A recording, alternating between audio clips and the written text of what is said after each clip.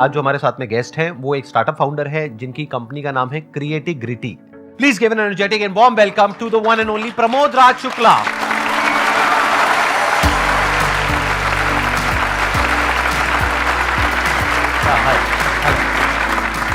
Please have a seat, बैठिए। आपसे तो मैं पहले भी मिला हूं। यस, आप पहले मिले हैं और मैं इसी ऑडियंस में बैठा था, उस यहाँ पे बैठा था और आपको वहां से देख रहा था। अच्छा, अमरीश के साथ मैं आया था। ओह गॉट इट। अमरीश भारती के साथ आप आए थे? Yes. हाँ, मैं वही सोच रहा हूँ, मैं आपसे मिला हुआ हूँ। हाँ, एज असिस्टेंट आया था मैं। हाँ, अरे good to know that ji, and finally you are here as a guest. My pleasure sir, thank you so good much. To meet you. थोड़ा सा आप अपने बैकग्राउंड के बारे में बताइए कि आपने कब शुरू किया, कैसे किया? मुझे एक कंपनी स्टार्ट करनी थी बच्चों के लिए, जो हमारे यंगस्टर्स हैं, जो कि टीयर 2 टीयर 3 सिटीज़ में हैं और उनके पास एजुकेशन नहीं है, वो स्ट्रगल कर रहे हैं। कम्युनिकेशन स्किल्स उनके पास काफ़ी अच्छी है लेकिन उनके पास जॉब नहीं है। तो मैं सोचा कि एक ऐसी कंपनी स्टार्ट करनी है मुझे जो कि एम्प्लॉयमेंट क्रिएट कर सके। वो मेरा ऑब्जेक्टिव था। उससे पहले आप क्या कर रहे थे? कहीं पे जॉब कर रहे थे? हाँ, उससे पहले मैं सीनियर वाइस प्रेसिडेंट था एक यूएस बेस्ड कंपनी में, जहाँ पे मैं $40 मिलियन का पोर्टफोलियो मैनेज कर रहा था। और वहाँ कितने टाइम तक रहे थे आप? वहाँ 3.5 साल तक मैं था। अच्छा, हाँ, ओके। तो then you came back to India? हाँ, वो स्टार्ट इसी से हुआ था कि मैंने एक हायरिंग की वहाँ पे, हाँ। जिसके पास डिग्री नहीं थी। हाँ। तो वहाँ पे कंपनी के प्रोटोकॉल्स थे कि आपने बिना डिग्री के कैसे हायर कर लिया। मैंने कहा उसके पास टैलेंट है यार, Right. उसको अच्छी बात है ना उसको। वो प्रॉब्लम हो गई, मैंने कहा ठीक है, let me go back to India, I will start my own company and I will try to give lot of employments to people who are not having the education system and all. फिर आपने उसके बाद में next step क्या था? आप India वापस आ गए? इंडिया वापस आ गया और 6 महीने मैं बिल्कुल खाली बैठा क्योंकि मैंने जॉब छोड़ दी थी वहाँ पे। और अचानक से मेरे यूएस में एक इंसिडेंट हुआ था। मैं एक क्लब में बैठा हुआ था, तो मैं वहाँ पे डांस वांस कर रहा था। तो वहाँ पे एक हमारे जो पार्टनर हैं अभी एक यूएस में, उन्होंने मुझे देखा, उनको मेरा डांस बहुत पसंद आया, तो उन्होंने अपना कार्ड एक्सचेंज किया था कि कभी काम करेंगे साथ में। तो मैंने उनको रैंडमली कॉल किया कि ऐसी सी बात है और मैं अपना काम स्टार्ट करना चाहता हूँ। तो उन्होंने कहा लेट्स डू इट, और उन्होंने वो मुझे अपॉर्चुनिटी दी कि अपना एक कंपनी स्टार्ट करो। तो वो 3 पॉइंट सोल्यूशन यूएस में बेस्ड है और क्रिएटिग्रिटी टेक्नोलॉजीज इंडिया बेस्ड है हमारी। तो कोलैबोरेशन ऐसे हमारा स्टार्ट हुआ और आज 5 साल हो गए और 5 साल में हमने बहुत अच्छा किया। अभी तक हमने 350 बच्चों को एम्प्लॉयमेंट दिया है। मैं थोड़ा समझना चाहूंगा आपसे कि एग्जैक्टली आप करते क्या हैं? कि जैसे कोई बच्चा है जो फ्रेशर है, राइट? उसके पास डिग्री है या नहीं है? डिग्री नहीं है, नहीं है, मुझे से फर्क नहीं पड़ता। कम्युनिकेशन होनी चाहिए क्योंकि हमारा यूएस का प्रोसेस है। अच्छा। कम्युनिकेशन स्किल्स होनी चाहिए और बाकी हम लोग उनका सब कुछ ट्रेनिंग करते हैं खुद ही। मैं खुद ही ट्रेनिंग करता हूँ सब बच्चों की, क्योंकि मेरी जो लाइफ जर्नी रही है, काफ़ी स्ट्रगल किया है मैंने अपनी लाइफ में। क्योंकि मैं बिहार से हूँ, एक छोटे से गाँव से हूँ, मुंगेर। तो वहाँ से एक जर्नी स्टार्ट की है। यहाँ पे एक बात है सीखने वाली हम सबके लिए बहुत इंपॉर्टेंट, कि you must always ask in entrepreneurship. The problem is we usually don't ask and assume कि यहाँ तो कुछ होने वाला है नहीं। जैसे फॉर एग्जाम्पल इन्होंने अपना जो एग्जाम्पल दिया उसमें से एक बात आपने सीखी कि ऐसे ही किसी के साथ में क्लब में मिले और उससे इन्होंने पूछा कि क्या कुछ किया जा सकता है। देयर वाज अ 90% पॉसिबिलिटी कि सामने से जवाब आता कि नहीं किया जा सकता, बट 10% पॉसिबिलिटी थी कि शायद आगे से सामने वाला इंसान बोलता कि हाँ कुछ किया जा सकता है। और वही हुआ इनके केस में। क्यों हुआ? क्योंकि इन्होंने पूछा। अगर पूछते नहीं तो ऐसा होता भी नहीं। तो बहुत बार हम लोग एक्सक्यूज तो देते हैं बिजनेस करते वक्त कि मेरे पास में ये नहीं है, मेरे पास में वो नहीं। आपने पूछा किसी से? जब पूछोगे तो कोई मना क्यों करेगा? और मना कर भी देगा तो एक करेगा, दो करेगा, बाकी कोई ना कोई तो हाँ करेगा। पूछो तो सही। तो ये एक यहां पे लेसन है बहुत बड़ा सीखने वाला। तो अब यहां पे आपका और उनका टाई अप तो हो गया, यानी कि उन्होंने कहा कि यूएस में मैं संभालूंगा, यहां पे आप संभालो। वो क्या कर रहे थे? वो कंपनी बेचने वाले थे। एक्चुअली ही 70 years old guy। 70 years old? 70 years old। Okay। और उनको अपनी कंपनी सेल आउट करनी थी। मैंने कहा कि आप कंपनी बेचो मत, ठीक है, हम लोग साथ में करते हैं, मुझे पूरा का पूरा आउटसोर्स कर दो। और उनकी कंपनी किस चीज की थी? हम लोग वर्कफोर्स प्रोवाइड करते हैं फार्मास्यूटिकल मेडिकल डिवाइस कंपनीज को।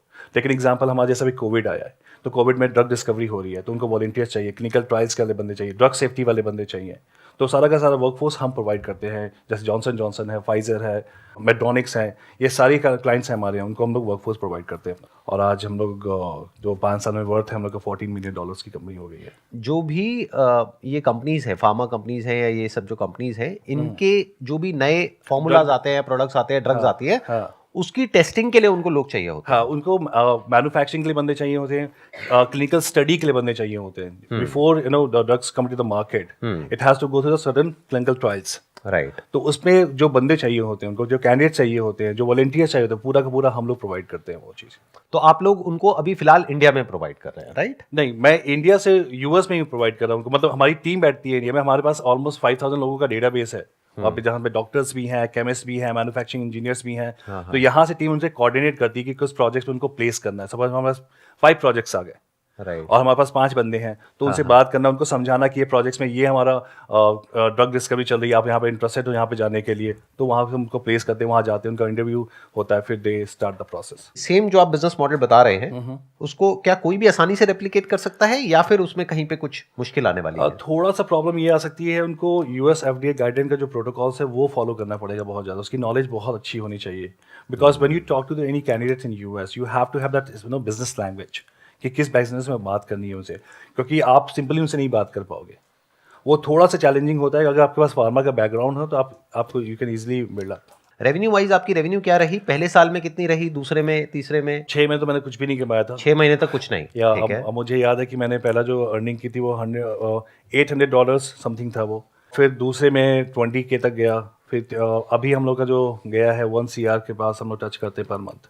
1 CR पर मंथ और per year? No, per month हमारा। Per month? Yes, 1 CR का आप रेवेन्यू जनरेट कर रहे हैं। इसमें से एक्सपेंसेस भी होते होंगे जो आप सैलरीज देते होंगे या जो भी रेम्यूनरेशन पे करते होंगे लोगों को, 60-40 वो कितना निकल जाता है? 60-40 है वो। 60% आपका प्रॉफिट है? नहीं, वो कॉस्ट है। अच्छा, जो आप देते हो। हाँ, क्योंकि 40% आपका प्रॉफिट हाँ। है। जो भी इन्होंने कहा वहां पर कुछ बहुत इंपॉर्टेंट बात है समझने वाली। वो ये है कि हम लोग क्या गलती करते हैं जब भी बिजनेस के बारे में सोचते हैं, हम आइडियाज ढूंढने लग जाते हैं। लोगों से बोलते हैं हाँ भाई कोई अच्छा आइडिया बताओ बिजनेस के लिए। ये सबसे बेवकूफों वाली अप्रोच है एक काम करने की। आइडिया से क्या होगा? आइडिया तो आपको मिल गया। अब देखो ये बता रहे हैं कि महीने की इनकी जो रेवेन्यू है वो 1 करोड़ रुपए के आसपास में है, मतलब साल की 12 करोड़ हो गई। 40% इनकी प्रॉफिटेबिलिटी है। दैट मीन्स अभी अगर इनकम टैक्स रिटर्न के हिसाब से देखा जाए तो 3-4 करोड़ रुपए का प्रॉफिट आप अर्न कर रहे हो, राइट? खर्चे निकालने के बाद में साल का। सो अब पॉइंट ये आता है कि आइडिया तो आपको मिल गया। आइडिया क्या है कि इंडिया में अनएम्प्लॉयमेंट बहुत ज्यादा है और यहां पर कॉस्ट ऑफ मैन पावर है वो कम है इंडिया के अंदर, बाहर बहुत ज्यादा है। तो क्या हो उन लोगों को कुछ सॉल्यूशंस प्रोवाइड करे जाएं, और वो फार्मा कंपनीज के लिए भी हो सकता है और भी बहुत सारी कंपनीज के लिए अलग अलग तरीके से हो सकता है। ये तो हो गया आइडिया। आइडिया मिल गया, अब क्या करोगे? जाकर के आपको लगता है कि आप इतनी सक्सेसफुल कंपनी बिल्ड कर पाओगे? कितनों को लगता है कर पाएंगे? 3-4 लोगों को लग रहा है कि वो कर पाएंगे। ठीक है, इसको आप कॉन्फिडेंस भी कह सकते हो, ओवर कॉन्फिडेंस भी कह सकते हो। मेरे स्टैंड पॉइंट से देखोगे तो ओवर कॉन्फिडेंस है। क्यों? क्योंकि उसके पीछे एक रीजन है।